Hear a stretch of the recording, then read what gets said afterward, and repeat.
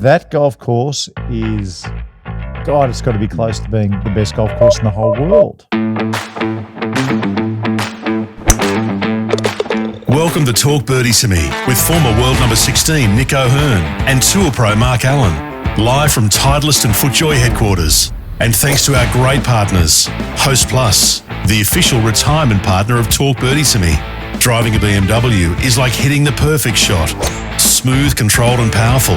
Titleist, the clear number one ball in golf. FootJoy, the number one shoe and glove in golf. Better, when the greats bet, they bet with Better. Ping will help you play your best. And the Golf Clearance Outlet, who beat everyone's prices. Now, here's Nick and Mark. G'day everybody, welcome to the program. I've been waiting for this one. We put out our top 20 Australian golf courses not long ago, Nicholas. The most accurate top 20 the Australian golf has ever seen. Totally. I just thought no debate. Debate. It is what it is. But we may well have been wrong about the no debate. Anyway, Dan, we do have some feedback. Yeah, well, we do. There was some debate. And there were some people who were critical of our list. There were some people who were not and who liked it. Yes. And there was others who liked it but thought maybe one or two things could have changed here and there. Yeah, okay. So I thought we'd read a few general comments out and you guys can, respond as you see fit. Okay. Jason, I'd replace the National Mooner with the Grange in Adelaide. Now, clearly, you left the Grange off for a reason. Why would? Well, the Grange has two courses, the west and the east. Yeah. I played the Grange a long time ago, and I can, my memory is that it was a lovely golf course, but Definitely. it wasn't a wow golf course. Well, I just feel like there is a bit of wow at the National. Very much so. Yeah, there's a bit of wow. So Yeah. just that little bit of wow versus not much wow. Does it? But in saying that, when I watch Live Adelaide on TV, I look at it and go, wow, there is a bit of, it does look fantastic. It does look like a beautiful place to walk and hit a little white golf ball around. So does Bay Hill when you look at it on TV. Well, there's the thing. That's right. But it is a very good golf course, the Grange. It's just, it's teetering on top 20, but there's more wow at the National. it's hard to fit everyone in there. Yeah. Similar point. Sue has said, I'd have Royal Canberra ahead of Mooner. Haven't played it since, and I only played it once back in around 2000, 2001 when we used to have the ANZ Championship there. So it's been a long time. I've only played it once and I actually won a tournament there. I won the ACT Amateur Championship a long time ago. Won it by about 5 shots too, Nick. I'm surprised it didn't make your top 10 then. Long time ago. I remember it had an Augusta field because they've pines redone everywhere. it, right? Yeah, but it's been redone since I've been there. Is it OCM? OCM did it, yep. And apparently it's fantastic, but I just haven't seen it. Neither have I. I think I played it. I think we had a Players' Championship there, I reckon, and I think Matty Goggin might have won that Players' Championship. That was what I used to play in, yeah. Yeah, okay. So I don't think it changed much, Nick, from long time ago to Players' Championship days, but it has changed significantly since. Now, I wouldn't be surprised if it's a bit of wow factor because I remember, the first time I played it, thinking this is a really nice place to play. But I haven't been back since. Hard to rate courses we haven't played. So. Yeah, true. That's right. So we'll take your word for it. Yep. We should try and get there at some stage, though. Totally. Maybe put it on the list. Another one. Is there another good golf course? Is it called Federal? Federal. You got Yawani. Yeah. There might be a few good places to play if we go to Canberra. Yep. Now, I'll lump these two next comments together because they're a little bit similar. This is from Jeff, firstly. And Jeff has said, there is no way Commonwealth is better than Metro. Matt has said, there is no way Commonwealth is above Metro and the Australian. Once Royal Sydney, 7 Mile and Huntingdale get thrown into the mix, everything changes. And by the way, one of those PK courses is overrated, although Matt didn't say which one. Yeah, some people think the South's overrated. I think that's wrong. I think the South is amazing. Commonwealth, a lot of people may not know that Commonwealth has been redone. And I think Very what good. Tom Doak has done in the redo, it's not the old Commonwealth, folks. It's a far, far better Commonwealth Golf Club than 10 years ago. And the other course, which we had in our top 10, I think it was number 5, we put New South Wales Golf Club. Yeah. I was talking to Paul Gow, doing the commentary the other day, and he said he played it recently because he knew about our top 10 and everything. And he said, unbelievable. He said, it's almost the best in Australia now. Well, there you go. He said it's in my top 3. So yeah, we need to get there to play that one. We need to go play there as well, by the sounds of it. Amazing things. It's going to be quite the trip. Well, last time I was there at New South Wales, we weren't allowed to play. I went to the pro shop and bought a hat, and they told me to go home. Really? Because it was too windy. Oh, yeah, okay. So that was always a bit of the thing at New South Wales Golf Club is that on those windy days, you did feel like you didn't have much room to play. The location's incredible. The location's a joke. If you don't know, folks, it's on Botany Bay. It's right on the corner. So, all those years ago, Captain Cook was sailing past. A couple more comments here. This one's from Doug. PK North a little high. I'd have New South Wales and Royal Adelaide ahead of that one. Barry has said Kingston Heath, Mark, number 1 all day, every day. Yeah, a lot of people say that. A lot of people have Kingston Heath at the top. Now, this is always my point. If it's just Kingston Heath versus Royal Melbourne West, I don't think you're silly, although I wouldn't do it, but I don't think you're silly for putting Kingston Heath first. But then if you've got Kingston Heath versus Royal Melbourne Composite, then I think you are a little bit silly putting Kingston Heath in front of Royal Melbourne Composite. Although I say that with Rory McIlroy saying Kingston Heath is the number 1. Ian Baker Finch will tell you that Kingston Heath is the number 1. Yep. I just can't see that. From somebody who played Royal Melbourne Composite at its best an awful lot back in the 90s, that golf course is, God, it's got to be close to being the best golf course in the whole world. The thing which tips the scales in the favour of Royal Melbourne West for me over Kingston Heath is you can play the course different ways. Yeah. Kingston Heath, it's kind of right in front of you. Yeah. And this is the way it's meant to be played. Yeah. There's some holes where, okay, you could change it a little bit, but Royal Melbourne West, depending on the wind, the pins and everything, there's angles that come into play because of the width of the fairway. So it opens the course up a lot more. And it just means a good example of this. Changes so much. The third hole is a really good example of this, to where if that pin is on the front, then I'm hitting probably an iron off the tee and trying my hardest to spin something to keep it close to that front. Yep. But if the pin is at the back, then 3-wood driver is the obvious play. Even One West is a great example. Pin's on the left, you got to be down the right-hand side. It's always on the left too. Every time I play there, that pin is on the left. It's the hardest. It looks so easy, but it is not. Yeah. Okay, this one here from Tony. I played the new Huntingdale last week. Ooh. It instantly slides into the number 3 slot for me. Wow. The Renault is nothing short of incredible. I think your list isn't too far off, and it was nice to see PK South get a look in the top 10. I reckon that course is very underrated. Yeah, I think it's underrated too. The beautiful thing about this, because we'll do it next year as well, because we're going to have some new entries to do. That's very true. We've got it's a revolving. We've got Huntingdale to really assess. We've also got 7 Mile Beach, which we will get down to. Yep. It sounds like the pair of us need to get to Canberra. It sounds like we both need to go and play New South Wales again. When's the Cliffs opening in Kangaroo Island? The Cliffs in Kangaroo Island is hearing. another one. Darius, hello. Yeah. We need to come down and see you. Yep. Also Royal Sydney, because neither of us have seen it. So next year's list to get in the top 20. Our top 10 could turn into a top 13. Well, to be honest with you, Nick, it sounds like you and I probably need to be wined and dined at some stage by some of these places. Yes. To try and sneak into it. So isn't that the way they used to do it? I am absolutely certain that some of these top 100s that we're seeing and top 50s, people have been wined and dined. So I will say, don't try and wine and dine us. At least we won't say anything if you do.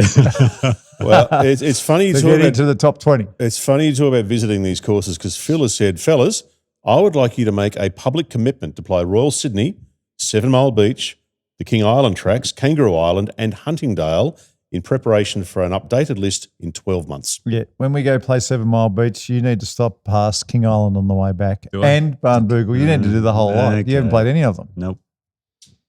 Yeah. Force me so into it. You're taking my word for it, basically, and that doesn't. It's not really the spirit of our top 20. I'm not a fan of small airplanes in windy conditions. Nor am I, mate. No, I hate it. This is interesting from Mark. As a Sydney resident, the Australian is viewed poorly by some of the locals. Yeah, some question the clubhouse. It is in immaculate condition and has really low playing rates, but it does feel a bit sameish to me. It's a good tournament course, lots of viewing areas, and if you get the swirling winds, the approach shots are very difficult. Yeah, I always get the feeling that there are some in golf that look down on the Australian because of the designer, which is Jack Nicklaus, and they look at it as a very American golf course that is sitting in Sydney. Yep. And I think that's a horrible way to judge a course. Just because it's very American doesn't mean it's no good. There are some fabulous American golf courses. Well, one of my favourite holes there at the Australian is the third little short par 4. Oh, just over the weaves water. around the water. Yeah. Magic little golf hole. Yeah.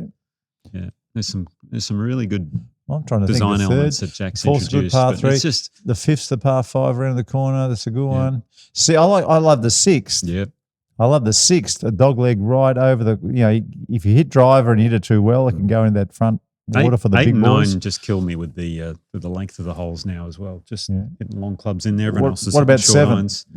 That's where 7, Adam Scott hit it out of bounds. Otherwise, he was going to win the Australian Open finishing on the 9th green. That's true.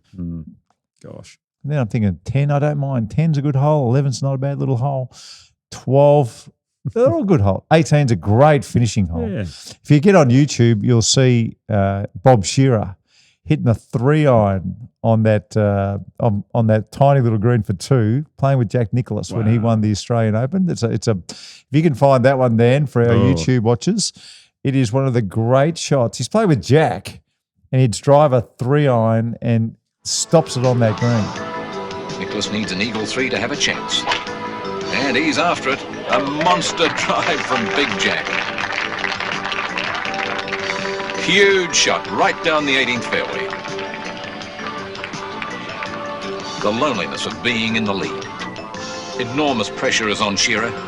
A huge international and Australia-wide gallery is watching. Oh, look at that for a super tee shot in response. Despite the pressure, Bob has knocked it past Nicklaus.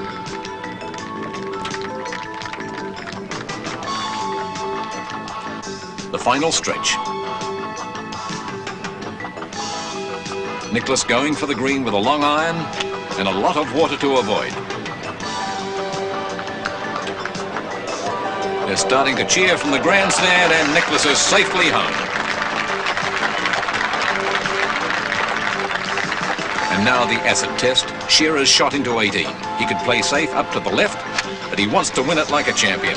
Over the water is the way to go. And he's hit it well. It's into the heart of the green. It's a super stroke. And so it's nearly over. The huge gallery in the bowl above the 18th green hails the new Australian Open champion.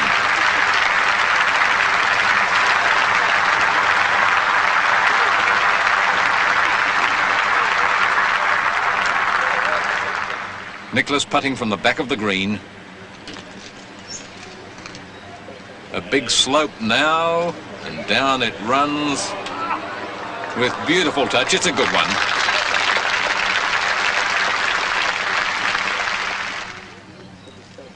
Shearer's turn, the final formality. He is down the slope also, and within a metre of the cup.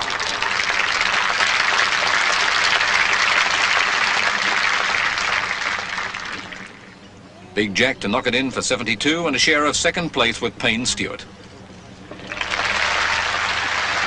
And so the championship's revered guest is anything but a fading master. This one for the Open Championship of Australia. It's a round of 70 for Bob Shearer and a 4-stroke victory with a total of 287. 1 under par on a course of brutal toughness. It's the pinnacle of Bob Shearer's golfing career.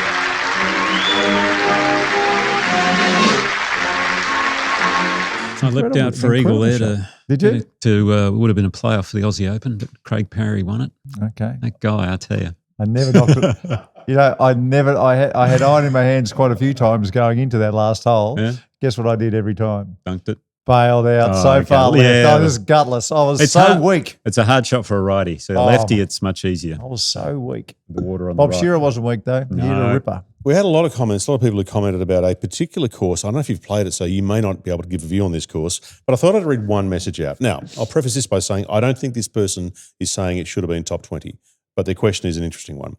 Richie, interested, guys, to see where you rate Bonville. Is it in the top 50? The whole package there is awesome and well worth a visit. Never played it. Okay, so I've played it.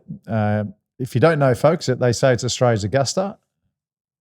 It's not Australia's Augusta. It's Okay. not. It's not.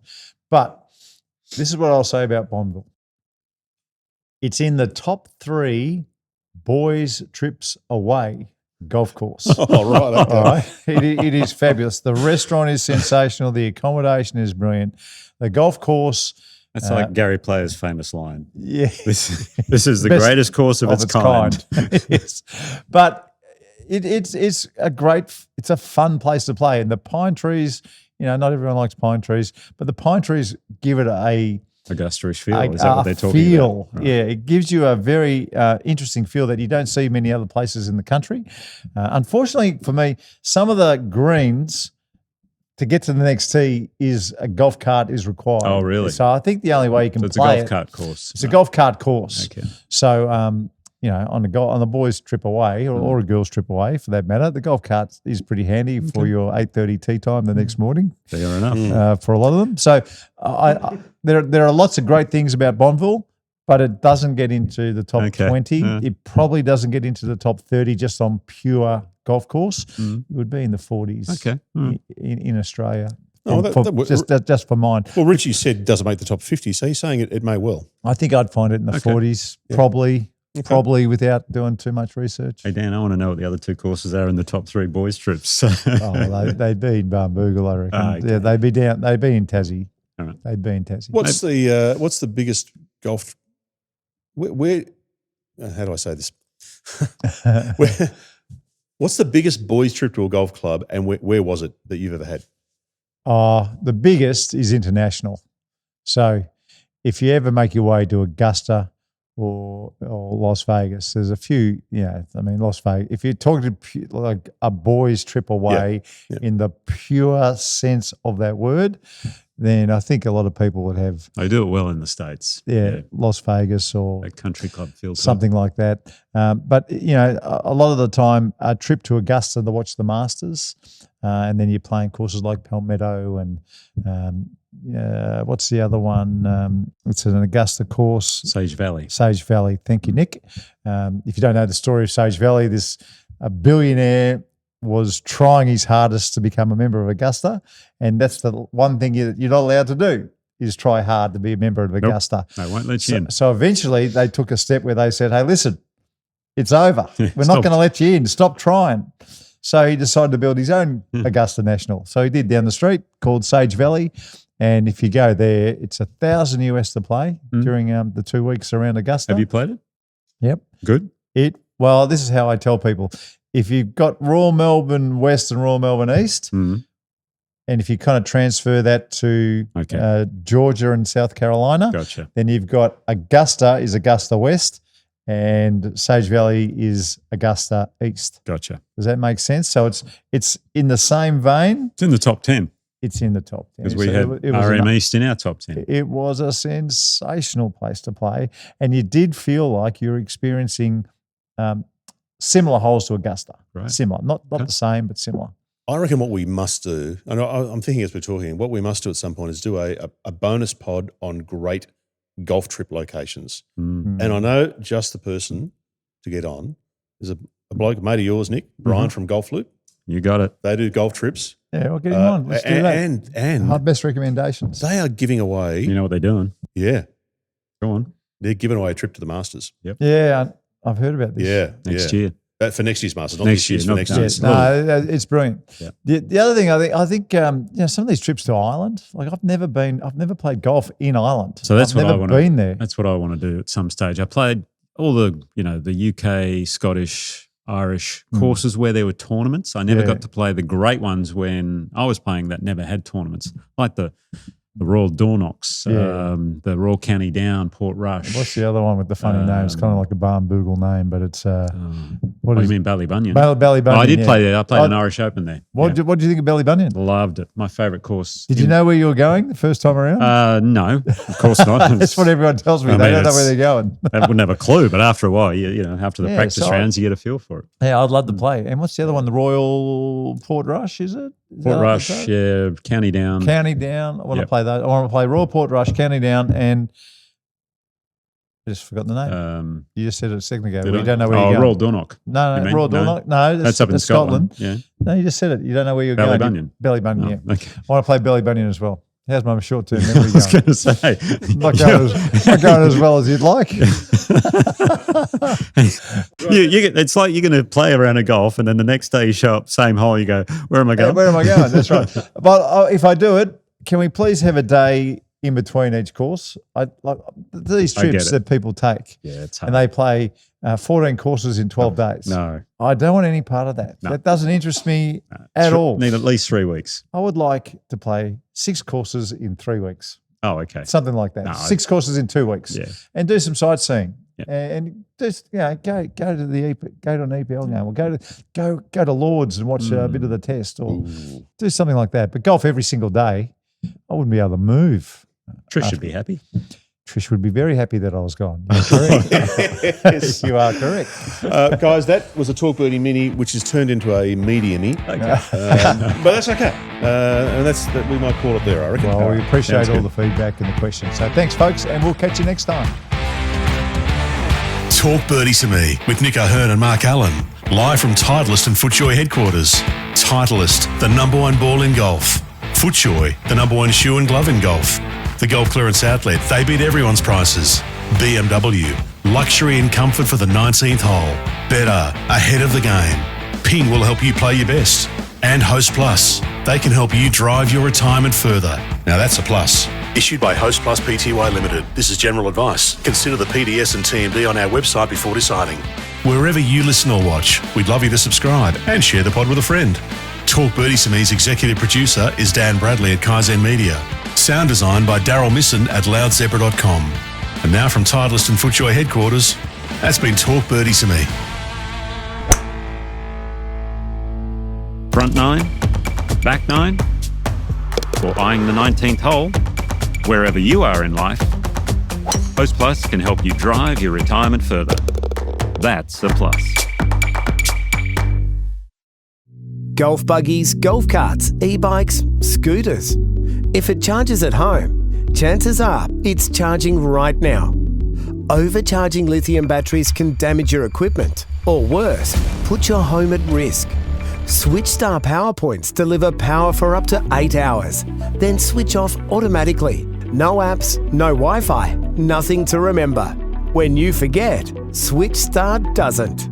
SwitchStar, every home should have one.